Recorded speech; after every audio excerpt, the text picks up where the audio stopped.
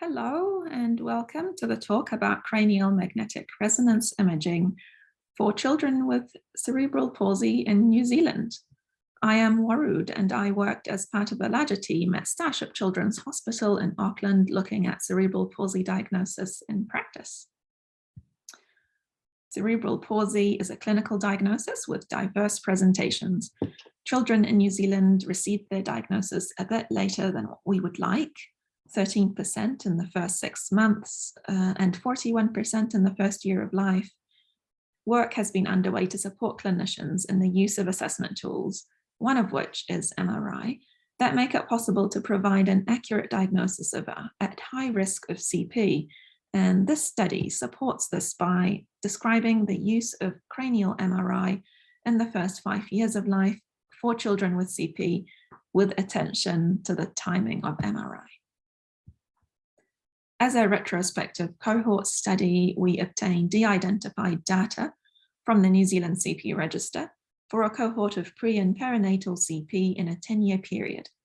These were matched to hospital MRI data sets from 4 district health boards, all in the northern region, with a final data set of 157 cases. The study cohort. So we had slightly more males at 58%. Half the cohort were preterm and a third required special care at birth, including intensive care. The majority identified as New Zealand European, followed by Maori and Pacific Islands. 38% had epilepsy in the first 5 years of life, and 65% were ambulatory children. These figures are comparable to survey data of New Zealand families. So moving on to MRI, we had 13 cases with no MRI due to family refusal, disengagement, and unknown, potentially also due to private care. The age at MRI for the 144 cases with a scan are plotted here along the X, and the age of diagnosis of CP when it was first documented in the notes up the y-axis. Cases are clustered in the first 4 years of life, with a few outlier cases outside that. Here are a few numbers. We had just over half of all MRIs in the first year of life, 16% in the second, 14% in the third year of life, and in the golden first 6 months of life, we had 47%. Noticeable is the correlation between the variables and variation in practice. The cases here had various clinical signs that prompted an MRI investigation, including epilepsy, encephalopathy, or suspicion of CP. So to better understand what's going on, let's differentiate the cases. Cases marked in blue had epilepsy. They showed narrower and earlier distribution for age at first MRI with clear significance. Early epilepsy signs would have prompted the investigations seen here. So reading up the y-axis, some of the cases had an apparent delay in documented CP description. Reasons would have included not having signs suggesting possibility of CP, particularly if milder in severity, or if there were other neurological issues masking CP like progressive encephalopathy. The wide variation in age at MRI is evident for both groups and a reflection of diverse presentations and past approaches that relied more on clinical signs and watchful waiting.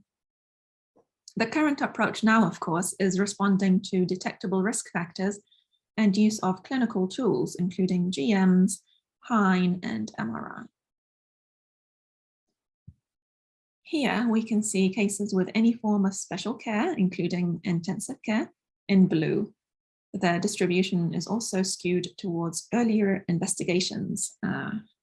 These babies would have had either early signs or events prompting the earlier imaging, such as an ischemic event. Importantly, though, cases would have been linked to services, such as therapy or conductive education, because it's not a requirement to have that formally diagnosed to access needed services. Age at MRI was significantly different between GMFCS levels, with non-ambulant children receiving imaging at a younger age with narrower variation in practice. Shown here is the time between an MRI and documented CP description for all 144 cases. We had a good 47% of the cases with an MRI and a documented CP description, both occurring within 6 months of each other, which is a reasonable time frame to consider them as occurring at the same time. Cases to the right of the grey box appear to have had a long time between first MRI and documented diagnosis. Cases with epilepsy were overrepresented on that side of the graph. And a takeaway message would be to note cases with epilepsy as they have slipped in the past to delayed diagnosis. Across birth years, average age at MRI had a probable downward trend with a decrease of 1.26 months per year, slightly more evident from 2014 onwards. This trend will become clearer when the numbers in 2017 and later come through, which will do so with time due to natural ascertainment timeframes for CP. So to sum up then, baseline MRI was frequent, with room to bring some of the MRIs earlier.